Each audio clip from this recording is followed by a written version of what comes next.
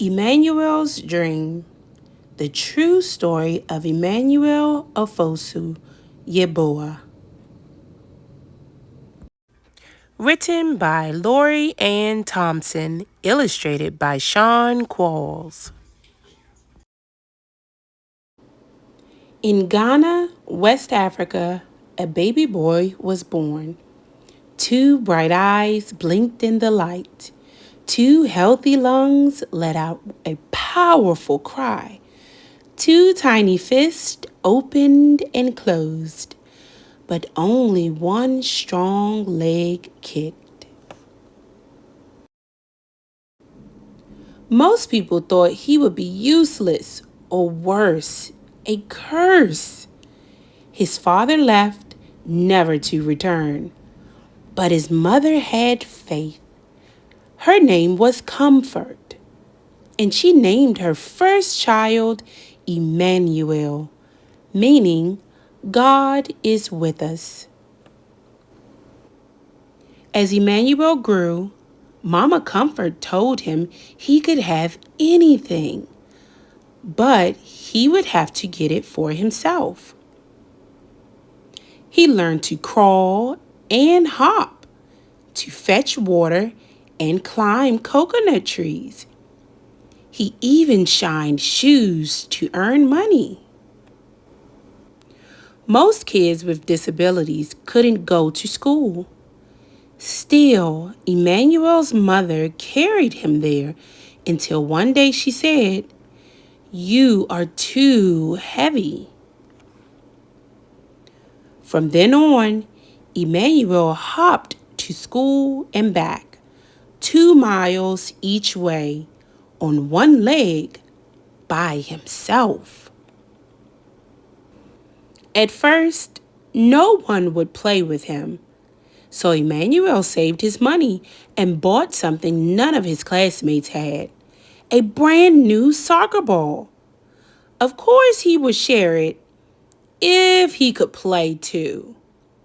Lunging and spinning on crutches his grandmother had found for him and kicking the ball with his good left foot, Emmanuel earned their respect. His new friends sometimes used their lunch money to rent bikes. Would Emmanuel be able to join them? His friend Godwin pushed him fast so he could balance. Over and over again, Emmanuel fell hard, but finally, he rode. When Emmanuel was 13, Mama Comfort got very sick. She could no longer sell vegetables at the market, and Emmanuel's sister and brother were too little to work. He would have to support them. Against his mother's wishes, Emmanuel snuck out and boarded a midnight train to the bustling city of Accra, 150 miles away, alone. He didn't know it then, but it would be 2 years before he saw his family again. Emmanuel arrived full of hope. There were so many people, but no one would hire him. Shoekeepers and restaurant owners told him to go out and beg, like other disabled people did. Emmanuel refused. Finally, a food stand owner offered him a job and a place to live. When Emmanuel wasn't serving drinks, he kept busy shining shoes. He earned money and sent it home.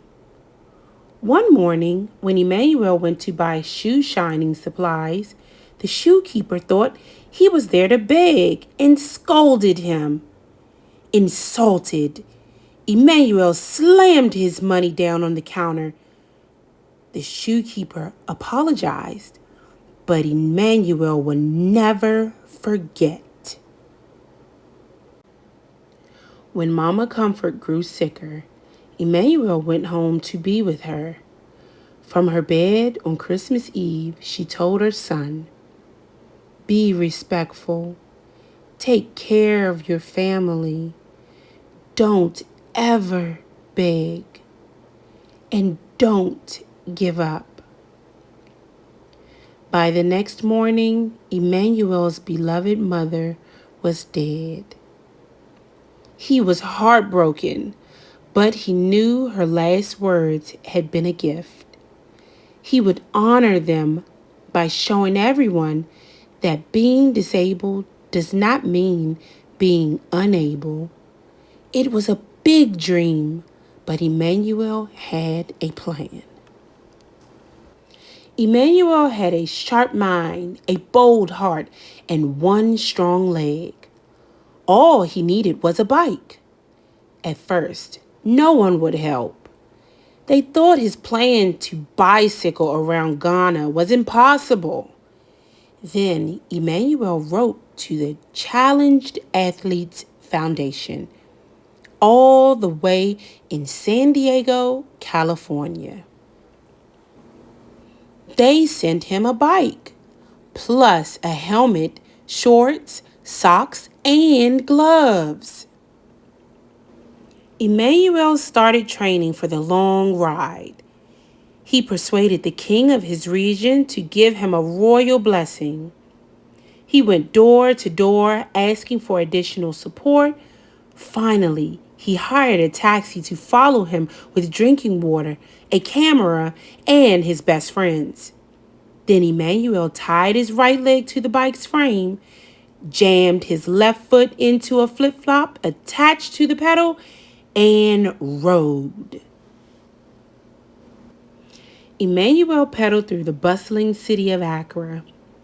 He pedaled through rainforest, over rolling hills, and across wide, muddy rivers.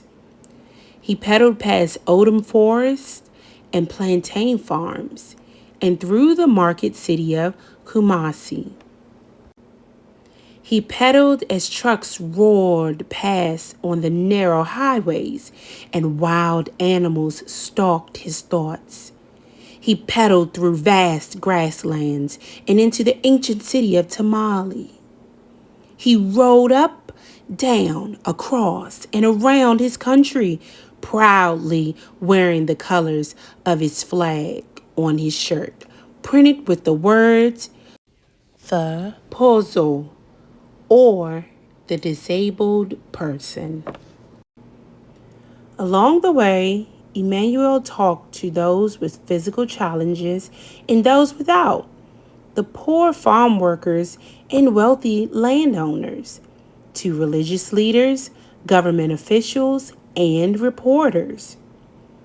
He wanted everyone to see him and his disability. He wanted everyone to hear him and his message.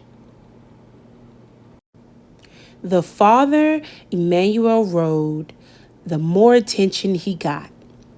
Children cheered. Able-bodied adults ran or rode along with him. People with disabilities left their homes and came outside, some for the very first time. The young man, once thought of as cursed, was becoming a national hero. He completed his astounding journey, pedaling south to the sea and back up to Accra, nearly 400 miles in just 10 days. But Emmanuel's success goes even further than that. He proved that one leg is enough to do great things, and one person is enough to change the world. In this world, we are not perfect. We only do our best. Emmanuel Ofosu Yeboah. The end. Remember to like, share, and subscribe to Janelle's Read Aloud. Thanks a lot. Bye-bye.